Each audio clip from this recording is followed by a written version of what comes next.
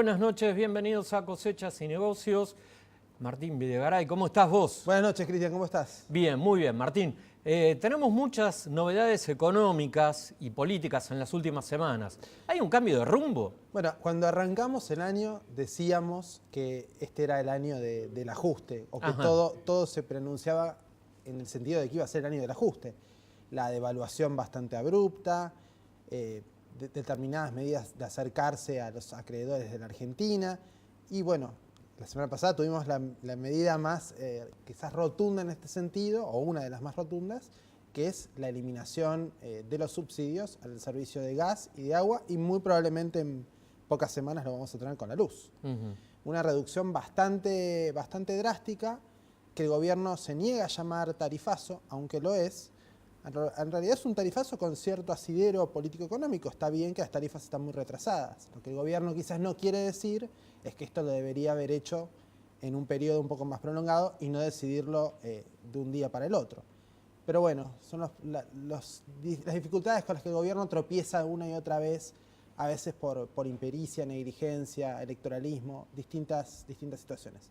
Lo que yo te quería preguntar es si esto de alguna manera choca o complica el campo o no le cambia para nada su postura. No, en principio no. El tema es que muchos productores lo que se están empezando a preguntar es si hay un cambio en la estrategia económica del gobierno, un cierto giro hacia una ortodoxia. Algunos dicen que lo llaman de esa forma, otros que no. Bueno, ¿por qué no ocurre lo mismo en el comercio agropecuario? Bueno, hasta ahora no ha habido señales en ese sentido. El comercio de carnes sigue controlado, sobre todo las exportaciones, mediante los ROE. Los granos, con los granos ocurre lo mismo, sobre todo con el trigo y el maíz. No hablemos de la cuestión de la presión impositiva que se padece con los derechos de exportación, con las llamadas retenciones. Y esta es una señal que para muchos productores los alentaría a seguramente invertir aún más de lo que lo están haciendo hoy. Por ejemplo, con el trigo, ¿no? Si recibieran alguna señal de que hubiera una cierta apertura, liberalización del comercio de trigo, cuando ahora están decidiendo la siembra de trigo, del trigo que se va a cosechar a fin de año, quizás podrían aumentar el área sembrada con un criterio un poco más amplio que el que tienen ahora, solo porque el clima es bueno, las lluvias son buenas y el precio internacional del trigo es bueno. Así que hay que ver si el gobierno va a hacer algo en ese sentido. Estamos en la puerta de una cosecha muy buena de soja. Exacto. Se espera, si las condiciones climáticas no son desfavorables, se espera una cosecha récord de soja. O sea que nunca la Argentina, el tercer productor mundial de soja detrás de Brasil y Estados Unidos, nunca va a cosechar tanta soja como ahora. Se calculan unas 54 millones de toneladas. Esto va a tener un impacto sobre la economía bastante importante en términos de ingreso de divisas, recaudación fiscal para el Estado, movimiento económico en el interior. Pero también esto no es un mero boom económico que viene desde hace unos pocos años, sino que es el resultado de investigación, de adaptación de un cultivo bastante eficiente como es la soja a la realidad argentina, que viene desde hace, te diría, principios del siglo pasado, ¿no? Es algo que sí que tuvo un crecimiento notable en los últimos 10 o 15 años, pero a la soja se la venía estudiando desde hacía mucho tiempo. Así que esto me parece que es un hecho económico como para destacar, que esperemos que a la economía dentro de un año difícil, no sé cómo evaluás esto vos, Martín, si la economía va a tener otros datos positivos aparte de este resultado de la soja. La evaluación se la vamos a dejar a nuestro entrevistado del día de hoy, que es economista, es Martín Tetaz. Martín acaba de escribir un libro sobre el que vamos a hablar, sobre economía, comportamiento, y también vamos a hablar sobre la coyuntura económica, porque es una persona que está muy atenta a las variables del día a día de la economía y probablemente nos pueda dar una idea de cómo ve él que va a seguir el año económico. Así que en nuestro próximo bloque arrancamos la entrevista. Perfecto.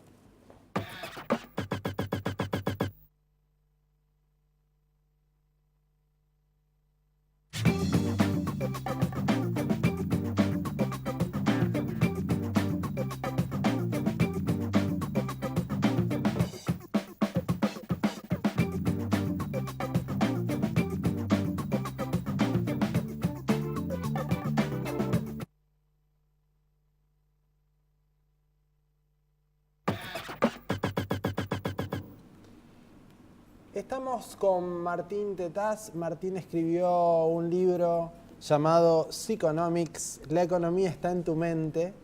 Ahí lo van a poder ver. Martín, buenas noches, ¿cómo estás? Hola, buenas noches, ¿qué tal? Gracias por la Martín? invitación. Bien. Martín, la economía está en tu mente. ¿Qué querés decir con eso? Mirá, básicamente ustedes lo dijeron antes en el bloque anterior cuando estaban especulando cuál iba a ser la lectura que los distintos agentes económicos iban a tener de las medidas, por ejemplo, vinculado al tema del tarifazo, ¿no? Entonces, en rigor, el tarifazo que acaban de anunciar con la reducción de subsidios es un facturazo, porque técnicamente hablando la tarifa no se modifica, lo que cambia es que de cada 100 pesos antes pagaba 80 el Estado y 20 el usuario, ahora el Estado está diciendo voy a poner un poquito menos yo, pónganlo ustedes. Entonces, la tarifa en total no se modifica, pero la factura de usuario sí. Entonces, el modo en que yo explique cada una de las medidas hace que la gente la procese de una manera y por lo tanto que reaccione a esas medidas de una manera. Otro ejemplo más, el caso de los docentes, el cierre reciente de las paritarias docentes, donde el gobierno venía ofreciéndoles al 80% de los docentes en la provincia de Buenos Aires un aumento que iba entre el 21 y el 23%,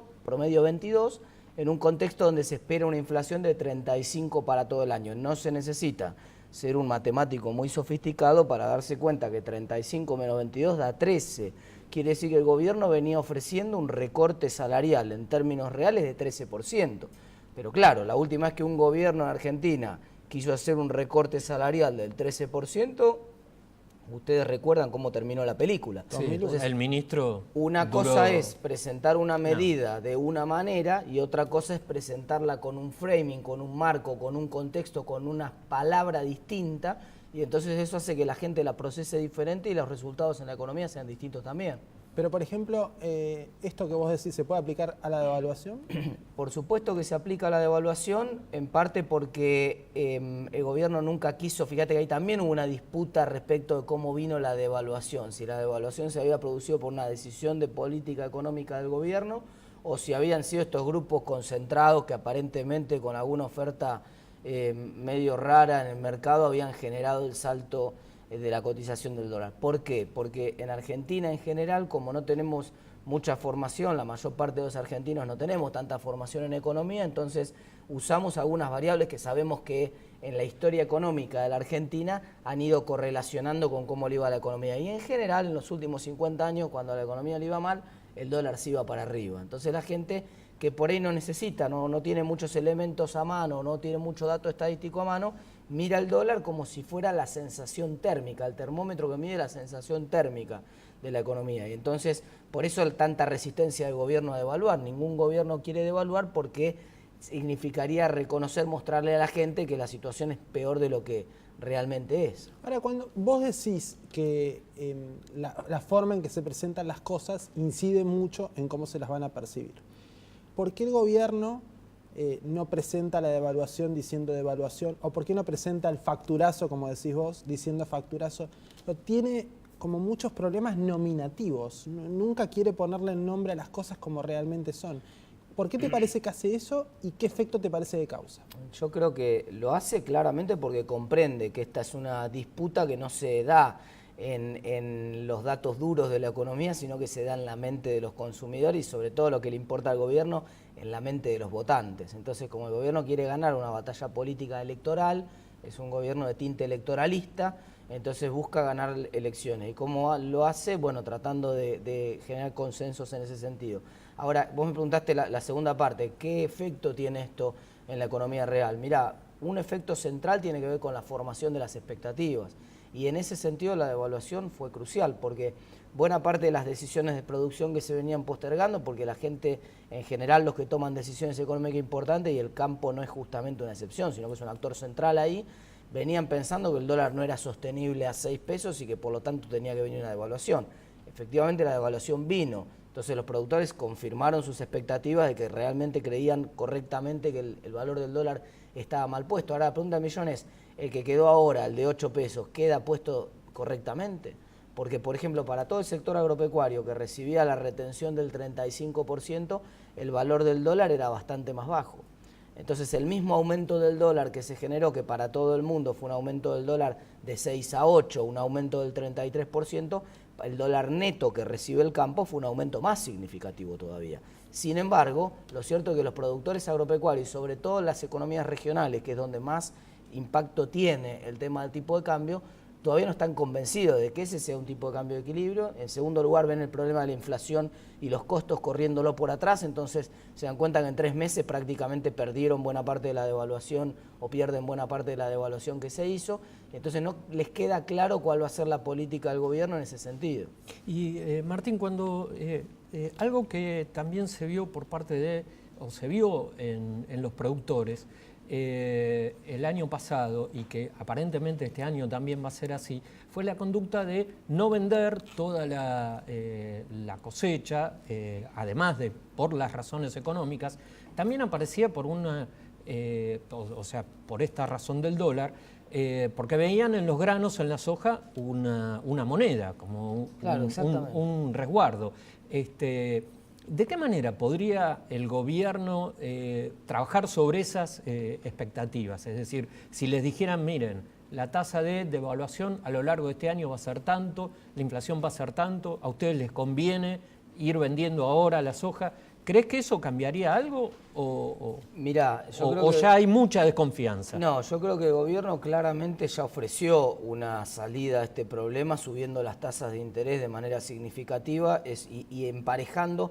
Si bien todavía las expectativas de devaluación y las expectativas de inflación para los próximos meses en los agentes, por ejemplo, la expectativa de inflación que mide Universidad de Itela, está por arriba todavía la tasa de interés. Entonces quizás se hayan quedado un poco cortos en ese sentido, pero por lo menos van en el sentido correcto. Después discutimos la magnitud.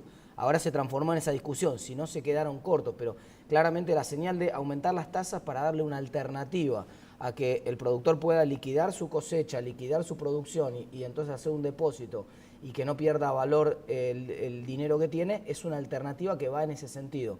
Ahora, ¿qué va a pasar y qué no va a pasar? ¿Qué no puede pasar en la economía argentina como para que el productor tenga claro este fenómeno? Mirá, no va a pasar que se atrase de vuelta el dólar, y no va a pasar que se atrase de vuelta el dólar, quiere decir que quede congelado el dólar en 8 pesos y los precios sigan subiendo por el ascensor, como pasó, por ejemplo, desde el 2011 hasta acá. Eso no puede pasar, y no puede pasar porque el año que viene es un año electoral.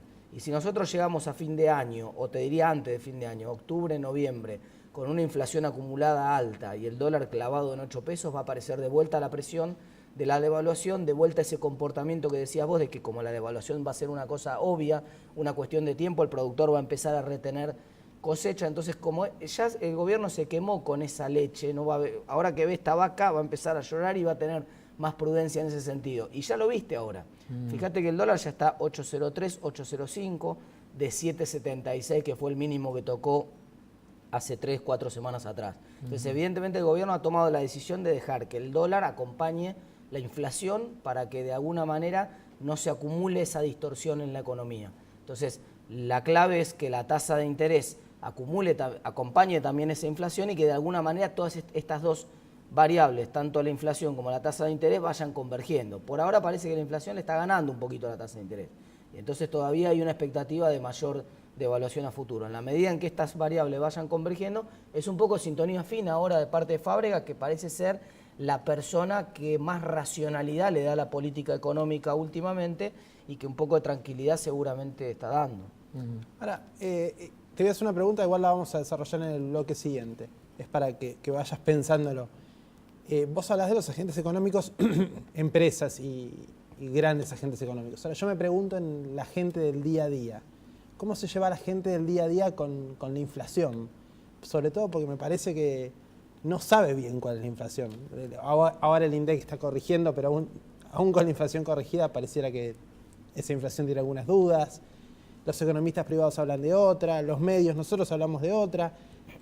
Te quiero preguntar en el próximo bloque cómo se lleva la gente que va al supermercado, no los agentes económicos grandes, con la inflación y con sus expectativas. Pero Dale. dame una pausa y me lo contestás en el próximo bloque.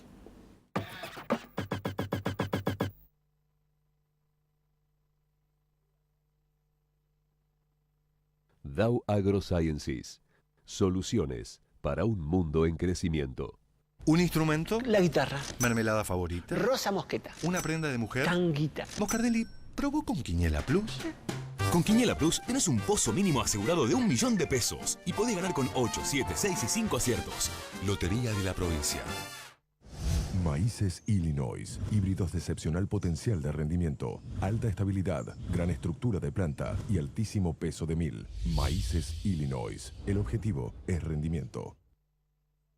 Hay algunos que le ponen nombre a su auto, por ejemplo, la nave, la naranja mecánica o el perla negra. Y nosotros le pusimos nombre a la manera de tener tu auto. Leasing, de Provincia Leasing. Porque, por ejemplo, cada 1.000 pesos de su valor pagas 19 pesos por mes. Y además se otorgan 24 horas. Acordate, leasing es Provincia Leasing. Vivimos en una región que es la reserva alimentaria del planeta, donde la sanidad animal está presente, la producción crece y evoluciona día tras día. Y en eso estamos juntos, produciendo más carne y más leche, gracias a su manejo profesional y a nuestras soluciones en sanidad. Biogénesis Bagó, la evolución de la salud animal. En Ingeniería Sin Fronteras creemos que ayudar a un amigo es algo bueno, pero cuando ayudás a quien no conoces pasa algo increíble. Estamos ingeniando un mundo mejor. Construimos puentes, espacios comunitarios, filtros de agua y sistemas de energía. Trabajamos para el desarrollo de las comunidades de nuestro país. Asociate, te necesitamos. Ingeniería Sin Fronteras Argentina. Encontranos en Facebook o en isfargentina.org. ¿Y si un día cambias la rutina? Después del fútbol se viene el asado con los amigos, pero hoy con asado de cordero. Si en la cancha sos el distinto, en la parrilla también. Cordero Patagónico Indalo. Cortes ricos y prácticos, para que vos elijas un día y lo hagas diferente.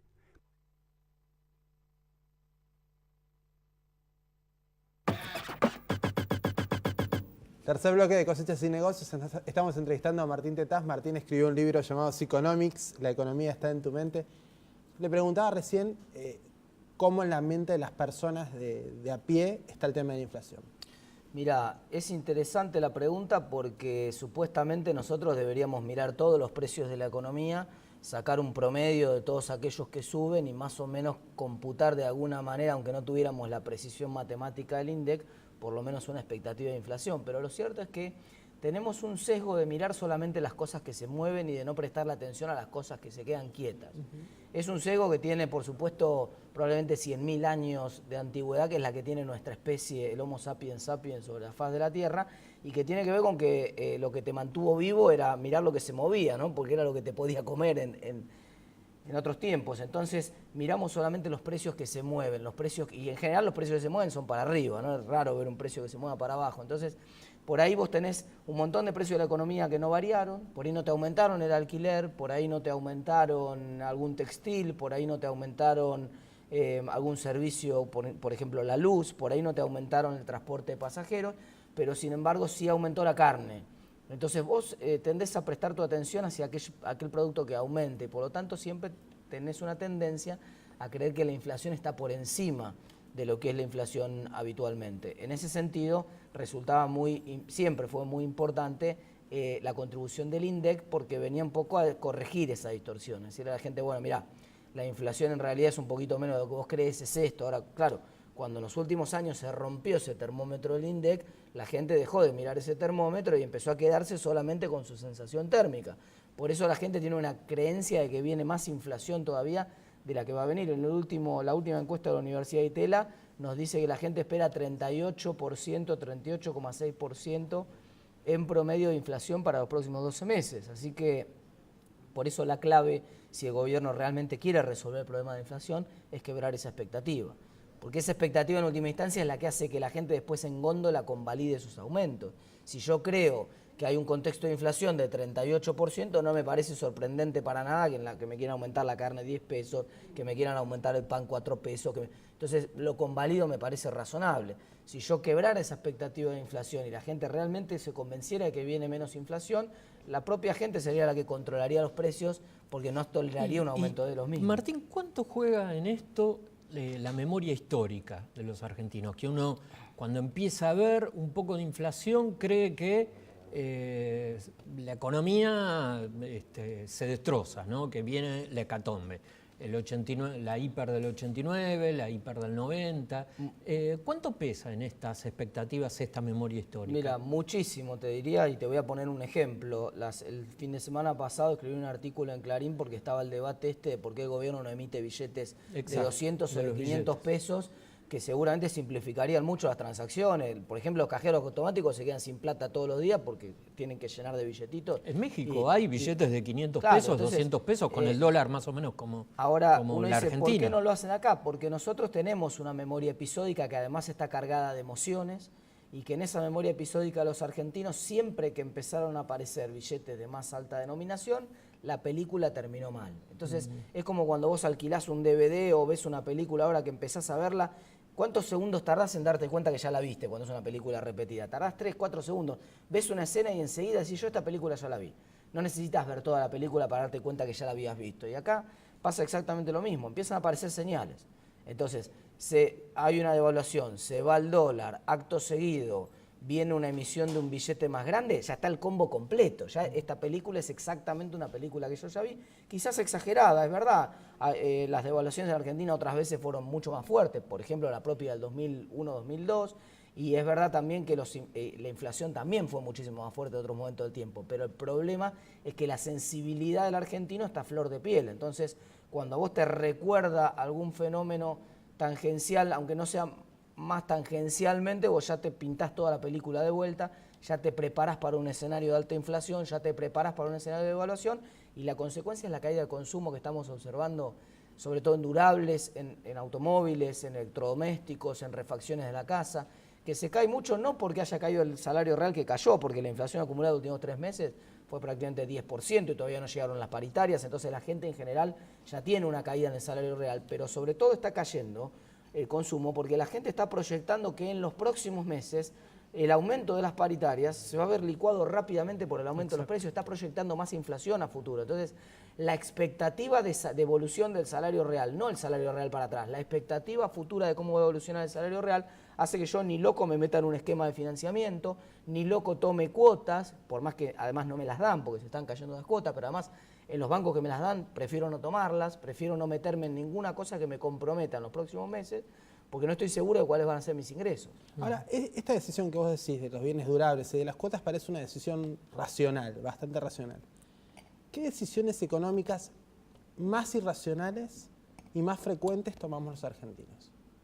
Mirá, bueno, una de las decisiones más irracionales muchas veces tiene que ver con esta sensación de que necesariamente cuando se va el dólar es una situación que quiere decir que la economía le va mal. Mirá, en la última devaluación que se hizo ahora en enero, la confianza de los consumidores, que es otra de las encuestas que hace la Universidad de Itela todos los meses, cayó 24%. Fue una caída más grande inclusive que en la crisis del 2001-2002. Dice, ¿por qué se derrumbó de manera tan espectacular la confianza de los consumidores? El único dato relevante que cambió ahí en ese interín fue la devaluación fuerte y obviamente el aumento de los precios que vino después, ¿no es cierto? En otros países de la región, si vos estás en Chile, por ejemplo, me tocó ir a dar un curso a Chile hace poco y en Chile también se había producido un aumento importante del dólar. ¿Por qué? Porque el cobre había caído en su cotización internacional. El cobre es como la soja para nosotros o peor, ¿no? Todavía más importante en la economía de ellos. Y sin embargo la gente entiende perfectamente que cuando el cobre cae, bueno, entonces el dólar tiene que subir para que la economía sea un poco más competitiva. Lo asimila bien y nadie sale corriendo a comprar dólares porque el dólar sube un poco, ni nadie sale corriendo a desprenderse de los pesos.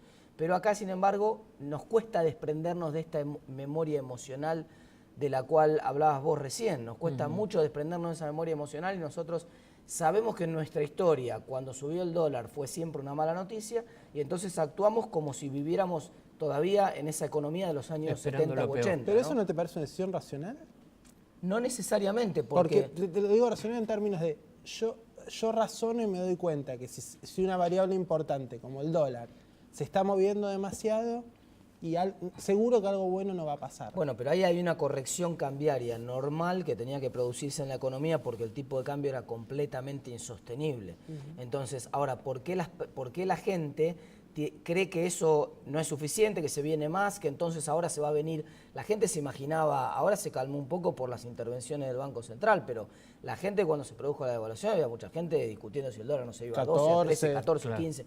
Entonces, esa es ahí aparece la irracionalidad, ¿no? Que en realidad no es que sea irracional en el sentido de que el tipo actúe como un loco, sino que quizás exagera algunos datos de la realidad, como también exagera los datos de los precios, entonces aparecen el fenómeno que también vivimos, sobre todo en el mes de marzo, de remarcaciones por las dudas, de febrero y marzo, entonces mucha gente previendo que se venía un escenario más complicado del que en realidad venía, por las dudas remarcaba. Entonces te pongo un ejemplo simple, un conocido que tiene una ferretería en Mar del Plata y entonces es de la familia y yo estaba en un momento con el hijo del ferretero y suena el teléfono y veo que discuten, corta el teléfono y dice, mi viejo me dice que remarque 40% todo.